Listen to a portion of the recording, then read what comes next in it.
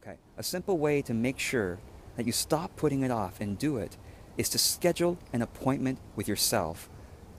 Half an hour, hour and a half, 4 hours, whatever it helps you to focus on something. Schedule an appointment with yourself in your calendar to be working on that thing. Now, I know you might say to me, George, I've tried scheduling appointments with myself. I don't keep them. Something always comes up. I get distracted on doing something, or I fulfill other people's requests instead. And in this case, I want to ask you, do you treat your client appointments in that way? You set an appointment with a client. Say 3 weeks from now, you're going to meet with your client. When the time comes, do you go, gosh, you know, my spouse wants me to do something, my children, my grandchildren, my business partner, something's come up, I don't feel like it today, just don't feel up to it. I hope you don't do that. You probably don't. Now, if something really does come up with a client, or that might conflict with a client appointment, you reschedule with your client, right? But you don't reschedule, you don't keep rescheduling. You don't say, all right, let's try it next week. And then it doesn't come, you don't feel like it, let's try another week. No, you make sure you keep your client appointments, you take a stand to make sure you keep your client appointments, right?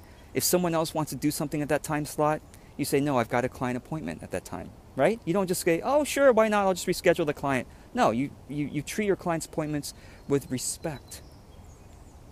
So I'm inviting you to treat appointments with yourself with that kind of respect, because you are your most important client.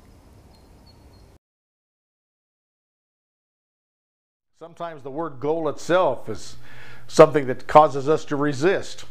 I like to use the word objective or target because I find it's much more appropriate, because we have a target or a mind or a mindset, and if we can continue to focus on that mindset and remember when we're in it and remember when we're not in it and readjust to it, sometimes it's easier to look at it that way rather than just hitting a goal. A goal sometimes seems like it's a long ways away. So one of the things we hear about all the time is set intermediate goals or intermediate objectives.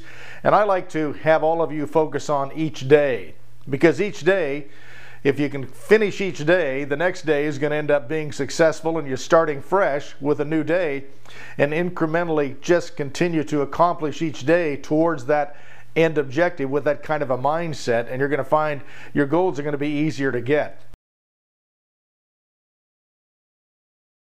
One way that you can live a better life, you got to start reminding yourself of your goals every day. Every day I spend about 20 minutes reciting my own goals back to some people would call that, the law of attraction, the secret power of positive thinking. I think of it a little bit more practically.